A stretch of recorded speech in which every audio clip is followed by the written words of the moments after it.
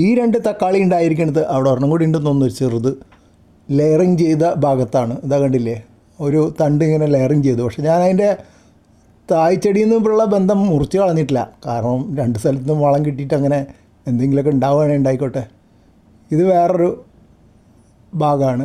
അതിൽ നല്ലോണം തക്കാളി ഉണ്ട്. അതിലൊരു വളരെ വളരെ കുഞ്ഞൊരു തക്കാളി ഞെട്ടിയിൽ നിന്ന് ഇങ്ങനെ വിടർന്ന് വരുന്ന തരത്തിലൊരെണ്ണമുണ്ട്. ഇത് വേറെ ഒരെണ്ണം. അപ്പോൾ ഇങ്ങനെ എല്ലാ ഭാഗത്തും കുറേ തക്കാളികളുണ്ട്.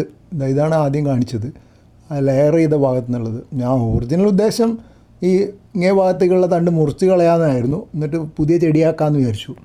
പിന്നെ തക്കാളികൾ ഉണ്ടാകാൻ തുടങ്ങിയപ്പോൾ മുറിച്ചില്ല. മുറിച്ചാൽ ഇനി അഥവാ നിന്നു പോയെങ്കിലോ എന്ന് കരുതി.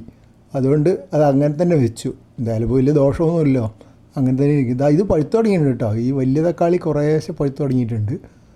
പിന്നെ ഇവിടെ ഒരു 2-3 തക്കാളികൾ ഇടയ്ക്കിടയ്ക്ക് പറിച്ചെടുക്കുന്നുണ്ട് കേട്ടോ. കാരണം പഴുത്ത് വരുമ്പോൾ ഒരു ഇളം മഞ്ഞയാകുമ്പോൾ തന്നെ പറിക്കും, അല്ലെങ്കിൽ ഇനി വല്ല കിളി കൊത്തിയാലോ എന്ന് വിചാരിച്ചിട്ട്. അപ്പോൾ അങ്ങനെയാണ് ഇപ്പോൾ ഈ തക്കാളി കൃഷി നടന്നുകൊണ്ടിരിക്കുന്നത്. ഇവിടെ ഇത് ചേനയാണ് കേട്ടോ. ഒരു ചേന, അതിൻ്റെ സൈഡിൽ പനിക്കൂർക്ക, ചുവന്ന ചീര എല്ലാം കൂടി ഉണ്ട്. പയറും ഉണ്ട് കേട്ടോ.